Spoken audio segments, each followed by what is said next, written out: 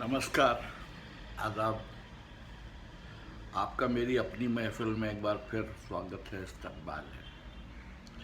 जी हाँ, वही महफ़िल जिसमें मैं आजकल आपको सादत हसन मंटो के अफ़साने सुना रहा हूँ। आज मैं आपको सुना रहा हूँ उनका अफ़साना बर्मी लड़की। आइए सुनाता हूँ बर्मी लड़की। ज्ञान की शूटिंग थी, इसलिए किफ़ायत जल्दी सो गया। फ्लैट में और कोई नहीं था। बीवी बच्चे रावलपिंडी चले गए थे। हमसायों से उसे कोई दिलचस्पी नहीं थी। यूं भी बंबई में लोगों को अपने हमसायों से कोई सरोकार नहीं होता। किफ़ायत ने अकेले ब्रांडी के 4 पेग पिए, खाना खाया, नौकरों को रुखसत किया और दरवाज़ा बंद करके सो गया। रात के 5 बजे के करीब किफ़ायत के खुमार आलूद कानों को धक की आवाज़ सुनाई दी। उसने आंखें खोली। नीचे बाजार में एक ट्राम दंदनाती हुई गुजरी। चंद लम्हात के बाद दरवाजे पर बड़े जोरों की दस्तक हुई। किफ़ायत उठा, पलंग से उतरा तो उसके नंगे पैर टखनों तक पानी में चले गए। उसको सख्त हैरत हुई कि कमरे में इतना पानी कहाँ से आया, और बाहर कॉरिडोर में उससे भी ज्यादा पानी था। दरवाजे पर दस्तक जारी थी।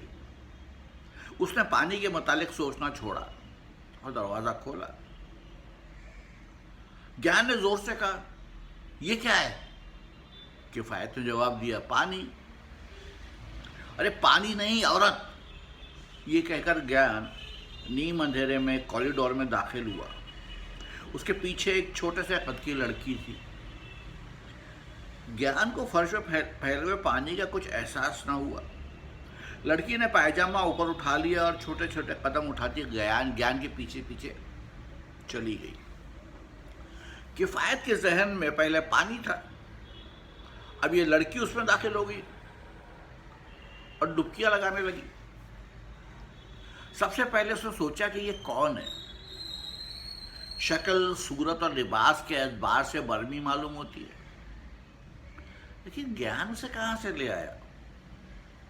ज्ञान अंदर कमरे में जाकर कपड़े तब्दील किए बगैर पलंग पर लेटा और लेटते ही सो गया। किफ़ायत ने उसे बात करना चाहिए, मगर उसने सिर्फ हूं हां में जवाब दिया और आंखें ना खोली। किफ़ायत ने उस लड़की की तरफ एक नजर देखा जो सामने वाले पलंग पर बैठी थी, और बाहर निकल गया।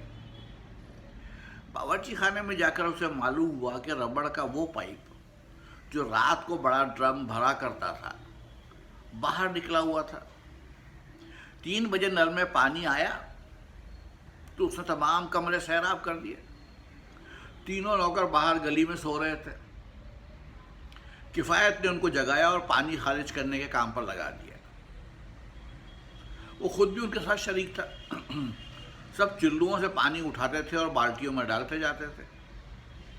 उस बर्मी लड़की ने जब उनको ये काम करते देखा तो झटपट सैंडल उतारकर उनका हाथ बटाने लगी। उसके छोटे छोटे गोरे हाथ, उंगलियों के नाखून बढ़ाए हुए जो सुर्खी लगे नहीं थे, छोटे छोटे कटे हुए बाल थे जिनमें हल्की हल्की लहरें थीं। बरदार मौजे का मगर खुला रेशमी पैजामा पहने थी। उस पर स्याह रंग का रेशमी कुर्ता था जिसमें उसकी छोटी छोटी छातियां छुपी हुई थी।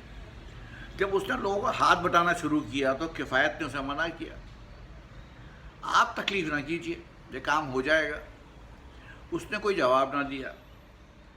छोटे छोटे सुर्खी लगे होठों से मुस्कुराई और काम में लगी रही। आधे घंटे के अंदर अंदर तीनों कमरों से पानी निकल गया। किफ़ायत ने सोचा, चलो ये भी अच्छा हुआ, इसी बहाने सारा घर धुलकर साफ हो गया। वो बर्मी लड़की हाथ धोने के लिए गुस्लखाने में चली गई। किफ़ायत कमर सीधी करने के लिए बिस्तर पर लेटा। नींद पूरी नहीं हुई थी, सो गया।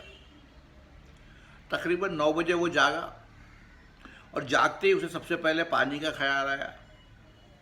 फिर उसने बर्मी लड़की के मुतालिक सोचा जो ज्ञान के साथ आई थी। कहीं ख्वाब तो नहीं था, लेकिन ये सामने ज्ञान सो रहा है, और फर्श भी धुला हुआ है। किफ़ायत ने गौर से ज्ञान की तरफ देखा। वो पतलून, कोट बल्कि जूते समेत औंधा सो रहा था। किफ़ायत ने उसको जगाया। उसने एक आंख खोली और पूछा, क्या है? ये लड़की कौन है? ज्ञान एकदम चौंका। लड़की कहाँ है? फिर फौरन ही चित लेट गया। ओह, बकवास ना करो, ठीक है। किफ़ायत ने उसे फिर जगाने की कोशिश की, मगर वो खामोश सोया रहा। उसको 9:30 बजे अपने काम पर जाना था। उसने जल्दी जल्दी गुस्ल किया, शेव भी गुस्ल खाने के अंदर ही कर लिया। बाहर निकलकर ड्राइंग रूम गया तो उसको मेज सजी हुई नजर आई। सुबह नाश्ते पर आमतौर पर किफ़ायत के यहाँ बहुत ही मुख्तसर चीज़ें होती थी। 2 उबले हुए अंडे, 2 टोस्ट, मक्खन और चाय। मगर आज मेज रंगीन थी। उसने गौर से देखा तो छिले हुए अंडे अजीब व गरीब अंदाज में कटे हुए थे। ये फूल मालूम होते थे। सलाद था, बड़े खूबसूरत तरीके से प्लेट में सजा हुआ। टोसों पर भी मीनाकारी की हुई थी। किफ़ायत चकरा गया। बावर्ची खाने में गया तो वो बर्मी लड़की चौकी पर बैठी सामने अंगीठी रखे कुछ कह रही थी। तीनों नौकर उसके इर्द गिर्द थे और हंस हंस कर उससे बातें कर रहे थे। किफ़ायत को देखकर वो उठ खड़े हुए। बर्मी लड़की ने आंखें घुमाकर उसकी तरफ देखा और मुस्कुरा दी। किफ़ायत ने उससे बात करना चाहिए, लेकिन वो कैसे करता? उससे क्या कहता? उसको जानता तक नहीं था। उसने अपने नौकर से सिर्फ इतना पूछा, यह नाश्ता आज किसने तैयार किया है बशीर? बशीर ने उस बर्मी लड़की की तरफ इशारा किया। भाई जी ने। वक्त बहुत कम था। किफ़ायत ने जल्दी जल्दी बाका सजीला नाश्ता किया और अपने दफ्तर रवाना हो गया। शाम को वापस आया तो वो बर्मी लड़की उसके स्लीपिंग सूट का इकलौता पाजामा पहने अपना कुर्ता इस्त्री कर रही थी। किफ़ायत पीछे हट गया क्योंकि उसे पैजामा पहने थी। आ जाइए। लहजा बड़ा साफ सुथरा था। किफ़ायत ने सोचा कि बर्मी लड़की के बजाय शायद कोई और बोला है। जब वो अंदर गया तो उस लड़की ने छोटे छोटे होंठों पर मुस्कुराहट पैदा करके उसको सलाम किया। किफ़ायत की मौजूदगी में उसने कोई हिजाब महसूस न किया। बड़े सुकून से वो अपना कुर्ता इस्त्री करती रही। किफ़ायत ने देखा उसकी छोटी छोटी गोल छातियों के दरमियानी हिस्से में इस्त्री की गर्मी के बायस पसीने की नन्ही नन्ही बूंदें जमा हो गई थी। किफ़ायत ने ज्ञान के बारे में पूछने के लिए बशीर को आवाज़ देना चाहिए, मगर रुक गया। उसने मुनासिब ख्याल ना किया क्योंकि वो लड़की आधी नंगी थी। उसने हाथ उतार कर एक तरफ रखा। थोड़ी देर उस नीम और यानी को देखा, मगर कोई हिजान महसूस नहीं किया। लड़की का बदन बेदाग था। जिल्द नहायत ही मुलायम थी, इतनी मुलायम कि निगाहें फिसल फिसल जाती थी। कुर्ता इस्त्री हो गया। उसने स्विच ऑफ किया। और भी कुर्ता सफ़ेद बोस्की का जो तय किया हुआ इस्त्री शुदा पजामे पर रखा था, उसने सब कपड़े उठाए और किफ़ायत से मुखातिब हुई। मैं नहाने चली हूँ, ये कहकर वो चली गई। किफ़ायत टोपी उतार कर सर खुजलाने लगा। कौन है ये? उसके दिमाग में बड़ी खुदबुद हो रही थी। जब भी उस लड़की के मुतालिक सोचता, सारा वाक़या उसके सामने आ जाता। रात को उसका उठना, पानी ही पानी, उसका दरवाज़ा को खोलना और कहना पानी, और ज्ञान का ये जवाब देना पानी नहीं औरत, और एक टन्नी सी गुड़िया का छम से अंदर आ जाना। किफ़ायत ने दिल में कहा, हटाओ जी, ज्ञान आएगा और सब कुछ मालूम हो जाएगा। लौंडिया दिलचस्प है, इतनी छोटी है कि जी चाहता है कि आदमी जेब में रख ले। चलो ब्रांडी पिए। बशीर ने ग्लास ब्रांडी और बर्फ़ वगैरह सब कुछ मुलाकाती कमरे में तिपाई पर रख दिया। किफ़ायत ने कपड़े बदले और पीना शुरू कर। पहला पैक ख़त्म किया तो गुसल खाने का दरवाज़ा खुलने की चूं आवाज़ सुनाई दी। दूसरा पैक डालकर वो इंतज़ार करने लगा कि थोड़ी देर में बर्मी लड़की ज़रूर इधर आएगी। उसके मुकर्ररा 4 पैक ख़त्म हो गए, मगर वो ना आई। ज्ञान भी ना आया। किफ़ायत झुंझला गया। अंदर बेडरूम में जाकर उसने देखा वो लड़की इस्त्री किए हुए कपड़े अपने पहने अपनी गोल गोल छातियों पर हाथ रखे बड़े इत्मीनान से सो रही थी। इस्त्री वाली मेज पर उसके स्लीपिंग सूट का इकलौता पाजामा बड़ा अच्छी तरह तह किया हुआ रखा था। किफ़ायत ने वापस जाकर ब्रांडी का एक डबल पैक ग्लास में डाला और नीट ही चढ़ा गया। थोड़ी देर के बाद उसका सर घूमने लगा। उसने बर्मी लड़की के मुतालिक सोचने की कोशिश की, मगर उसे ऐसा महसूस किया कि वो चुल्लू में पानी भर भर के उसे दिमाग में डाल रही है। खाना खाए बगैर वो सोफे पर लेट गया और उस बर्मी लड़की के मुतालिक सोचने की कोशिश करते हुए सो गया। सुबह हुई तो उसने देखा कि वो सोफे के बजाय अंदर अपने पलंग पर है। उसने हाफिजे पर जोर दिया, मैं रात कब यहाँ आया? क्या मैंने खाना खाया था? किफ़ायत को जवाब न मिला। सामने वाला पलंग खाली था। उसने जोर से बशीर को आवाज़ दी और भागा अंदर आया। किफ़ायत ने उससे पूछा, ज्ञान साहब कहाँ हैं? बशीर ने जवाब दिया, रात को नहीं आए। क्यों? मालूम नहीं साहब। वो बाई जी कहाँ हैं? मछली तल रही हैं। किफ़ायत के दिमाग में मछलियाँ तली जाने लगी। उठकर बावर्ची खाने में गया तो चौकी पर बैठी सामने अंगीठी रखे मछली तल रही थी। किफ़ायत को देखकर उसके होठों पर एक छोटी सी मुस्कुराहट पैदा हुई। हाथ उठाकर उसे सलाम किया और अपने काम में मशगूल हो गई। किफ़ायत ने देखा तीनों नौकर बेहद मसरूर थे और बड़ी मुस्तैदी से उस लड़की का हाथ बटा रहे थे। बशीर कुछ दिनों की छुट्टी पर अपने वतन जाना चाहता था। कई दिनों से बार बार कहता है कि साहब मुझे तनख्वाह दे दीजिए, मुझे घर से कई ख़त आ चुके हैं, वालिदा बीमार है। रात को उसे टाल गया था। अब उसे याद आया तो उसने बशीर से कहा, इधर आओ बशीर, अपनी तनख्वाह ले लो, कल दफ्तर से रुपये लाया था। बशीर ने तनख्वाह ले ली।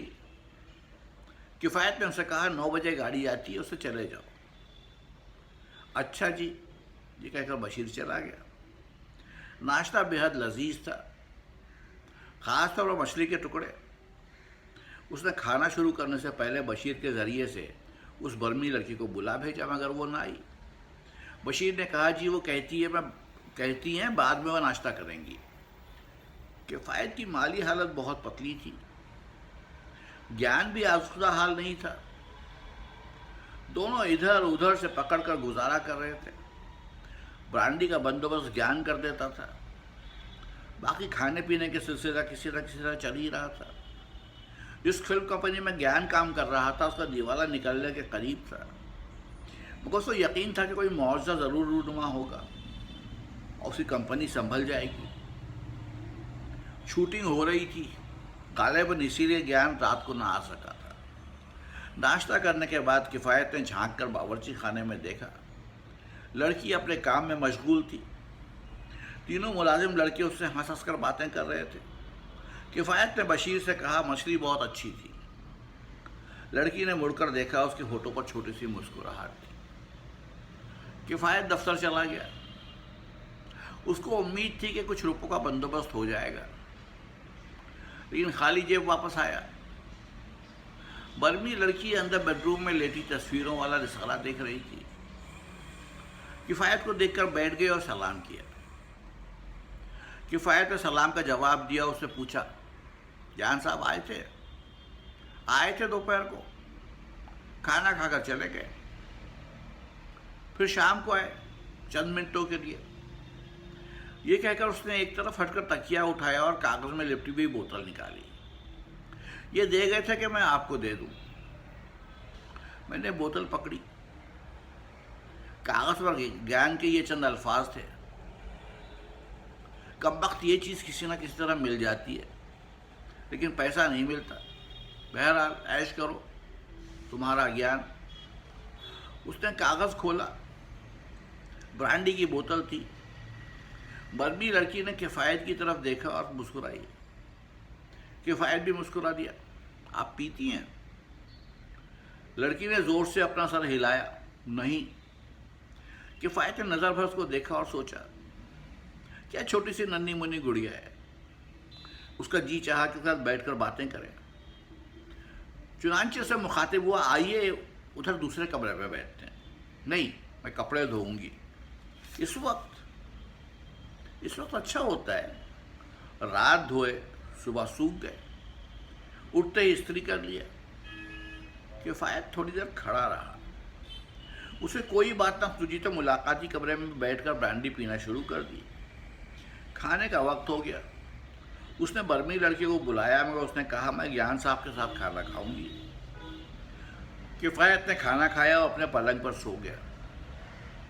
रात के तकरीबन 1 बजे उसकी आंख खुली। चांदनी रात थी, हल्की हल्की रोशनी कमरे में फैली हुई थी, हवा भी बड़े मज़े की चल रही थी। करवट बनी तो देखा सामने पलंग पर एक छोटी सी सुडौल गुड़िया ज्ञान के चौड़े बालों भरे सीने के साथ चिमटी हुई है।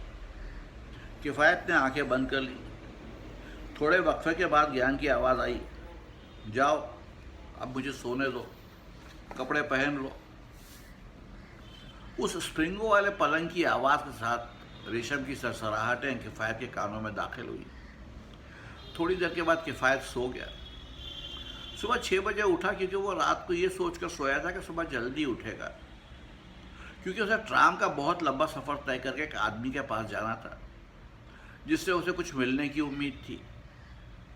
पलंग पर से उतरा तो उसने देखा कि बर्मी लड़की नंगे फर्श पर उसके स्लीपिंग सूट का इकलौता पजामा पहने अपने छोटे से सुडौल बाजू को सर के नीचे रखे बड़े सुकून से सो रही थी। किफ़ायत उसको जगाया, उसने अपनी काली काली आंखें खोली। किफ़ायत ने उसे कहा, आप यहाँ क्यों लेटी हैं? उसके छोटे छोटे होठों पर नन्ही सी मुस्कुराहट पैदा हुई। उठकर उसने जवाब दिया, ज्ञान को आदत नहीं किसी को अपने साथ सुलाने की। किफ़ायत को ज्ञान की इस आदत का इल्म था। उसने लड़की से कहा, जाइए मेरे पलंग पर लेट जाइए। लड़की उठी और किफ़ायत के पलंग पर लेट गई। किफ़ायत गुसलखाने में गया, वहाँ रस्सी पर बर्मी लड़की के कपड़े लटक रहे थे। किफ़ायत साबुन मलकर नहाने लगा तो उसका ख्याल उस लड़की के मुलायम जिस्म की तरफ चला गया, जिस पर से निगाहें फिसल जाती थीं। गुसल से फारिग होकर किफ़ायत ने कपड़े पहने। क्योंकि जल्दी में था इसलिए ज्ञान को जगाकर उससे बात न कर सका। सुबह का निकला, रात के 11 बजे वापस आया। जेबें खाली थी। बेडरूम में गया तो ज्ञान और बर्मी लड़की दोनों इकट्ठे लेटे हुए थे। किफ़ायत ने मुलाकाती कमरे में बैठकर ब्रांडी पीनी शुरू कर दी। बहुत थका हुआ था, मायूस वापस आया था। बर्मी लड़की के मुतालिक सोचते सोचते वहीं सोफे पर सो गया। सुबह 5 बजे उठा। तिपाही पर उसका चौथा पैक पानी में पड़ा बासी हो रहा था। किफ़ायत उठा, बेडरूम के नंगे फर्श पर बर्मी लड़की सो रही थी। ज्ञान अलमारी के आईने के सामने खड़ा टाई बांध रहा था। टाई की गिरा ठीक करके उसने दोनों हाथों में लड़की को उठाया और अपने पलंग पर लिटा दिया। मुड़ा तो उसने किफ़ायत को देखा। क्यों भाई, कुछ बंदोबस्त हुआ रुपयों का?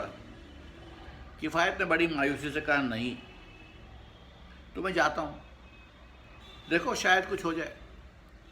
पेशतर के किफ़ायत उसे रोके ज्ञान तेज़ी से बाहर निकल गया। दरवाज़ा खुला तो उसको आवाज़ आई, तुम भी कोशिश करना किफ़ायत। किफ़ायत ने पलट कर पलंग की तरफ देखा। लड़की बड़े सुकून के साथ सो रही थी। उसके नन्हे से सीने पर छोटी छोटी गोल गोल छातियाँ चमक रही थी। किफ़ायत कमरे से निकलकर गुसलखाने में चला गया। अंदर रस्सी पर लड़की के धुले हुए कपड़े लटक रहे थे। गुसलखाने से फारिग होकर बाहर निकला तो उसने देखा लड़की नौकरों के साथ नाश्ता तैयार करने में मसरूफ़ थी। नाश्ता करके बाहर निकल गया। 4 रोज़ इसी तरह गुजर गए। किफ़ायत को उस लड़की के मुताल्लिक़ कुछ मालूम ना हो सका। ज्ञान कभी रात को देर से आता था, कभी दिन को जल्दी निकल जाता था। यही हाल किफ़ायत का था। दोनों परेशान थे। 5वें रोज़ जब वो उठा तो बशीर ने किफ़ायत को ज्ञान का रुक्का दिया। उसमें लिखा था, खुदा के लिए किसी न किसी तरह 10 रुपये पैदा करके बर्मी लड़की को दे दो। लड़की खड़ी इस्त्री कर रही थी। ब्लाउज़ की सिर्फ एक आस्तीन बाकी रह गई थी, जिस पर वो बड़े सलीके से इस्त्री फेर रही थी। किफ़ायत ने उसकी तरफ देखा। जब उनकी निगाहें चार हुई तो लड़की मुस्कुरा दी। किफ़ायत सोचने लगा कि 10 रुपये कहाँ से पैदा करे। बशीर पास खड़ा था, उसने किफ़ायत से कहा, साहब इधर आइए। किफ़ायत ने पूछा, क्या बात है जी, कुछ कहना है। बशीर ने एक तरफ हटकर 10 रुपये का नोट निकाला और किफ़ायत को दे दिया। मैं नहीं गया अभी तक साहब। किफ़ायत नोट लेकर सोचने लगा, नहीं नहीं तुम रखो, लेकिन तुम गए क्यों नहीं अभी तक। साहब चला जाऊंगा कल परसों, आप रखिए ये रुपये। किफ़ायत ने नोट जेब में डाल लिया। अच्छा शाम को लौटा दूंगा। कपड़े वपड़े पहनकर जब बर्मी लड़की नाश्ता कर चुकी तो किफ़ायत ने उनको 10 रुपये का नोट दिया और कहा, ज्ञान साहब ने दिया था कि आपको दे दूँ। लड़की ने नोट ले लिया और बशीर को आवाज़ दी। बशीर आया तो उसे कहा, जाओ टैक्सी ले आओ। बशीर चला गया तो किफ़ायत ने उससे पूछा, अब जा रही हैं। जी हाँ। ये कहकर वो उठी और बेडरूम में चली गई। वो अपना रुमाल इस्त्री करना भूल गई थी। किफ़ायत ने उससे बातें करने का इरादा किया तो टैक्सी आ गई। रुमाल हाथ में लेकर वो रवाना होने लगी। किफ़ायत को सलाम किया और कहा, अच्छा जी मैं चलती हूँ, ज्ञान को मेरा सलाम बोल देना। फिर उसने तीनों नौकरों से हाथ मिलाया और चली गई। सबके चेहरों पर उदासी छा गई। पौने घंटे के बाद ज्ञान आया। वो कुछ लेकर आया था। आते ही उसने किफ़ायत से पूछा, कहाँ है वो बर्मी लड़की। चली गई। कैसे। 10 रुपये दिए था तुमने उसे। हाँ तो ठीक है ठीक है। ज्ञान कुर्सी पर बैठ गया। किफ़ायत ने पूछा, कौन थी ये लड़की, मालूम नहीं। किफ़ायत सरतपा हैरत बन गया, क्या मतलब। ज्ञान ने जो मतलब यही कि मैं नहीं जानता वो कौन थी। झूठ। अरे तुम्हारी कसम सच कहता हूँ। किफ़ायत ने पूछा, कहाँ से मिल गई थी तुम्हें। ज्ञान ने टांगे मेज पर रख दी और मुस्कुराया। अजीब दास्तान है यार। पानी का सैलाब आने वाली रात में शंकर के यहाँ चला गया। वहाँ बहुत पी। अंधेरी स्टेशन से गाड़ी में सवार हुआ तो सो गया। गाड़ी मुझे सीधे चर्चगेट ले गई। वहाँ मुझे चौकीदार ने जगाया कि उठो। मैंने कहा, भाई मुझे ग्रांट रोड जाना है। चौकीदार हंसा, आप 5 स्टेशन आगे चले आए। उतरा। दूसरे प्लेटफॉर्म पर अंधेरी जाने वाली आखिरी गाड़ी खड़ी थी। उसमें सवार हो गया। गाड़ी चली तो फिर मुझे नींद आ गई। सीधा अंधेरी पहुंच गया। किफ़ायत ने पूछा, मगर उस लड़की का क्या ताल्लुक। तुम सुन तो लो। ज्ञान ने सिगरेट सुलगाया। अंधेरी पहुंचा। यानी जब मेरी आंख खुली तो देखता हूं कि मैं एक छोटी सी लौंडिया के साथ चिमटा हूं।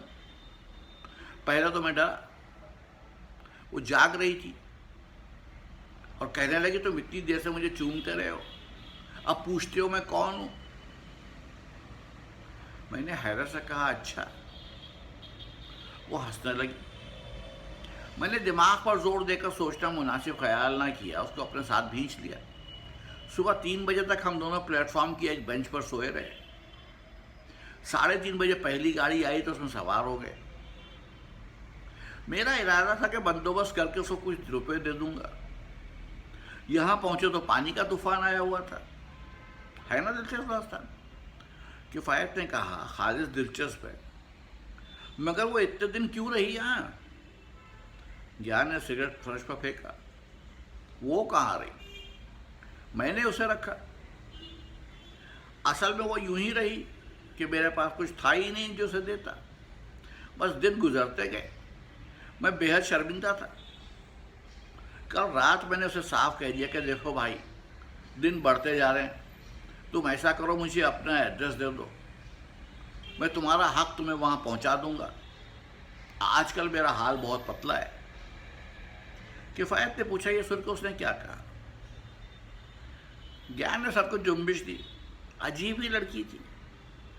कहने लगी, ये क्या कहते हो, मैंने तुमसे कब मांगा है, लेकिन 10 रुपये मुझे दे देना। मेरा घर यहाँ से बहुत दूर है, टैक्सी में जाऊंगी, मेरे पास एक पैसा भी नहीं। किफ़ायत ने सवाल किया, नाम क्या था उसका। ज्ञान सोचने लगा, भूल गए। ज्ञान सोचने लगा, भूल गए। ज्ञान ने अपनी टांगे मेज पर से हटाई। नहीं यार, मैंने उसे नाम नहीं पूछा। हद हो गई, ये कहकर वो दोनों हंसने लगे। ये थी आज की कहानी, बर्मी लड़की।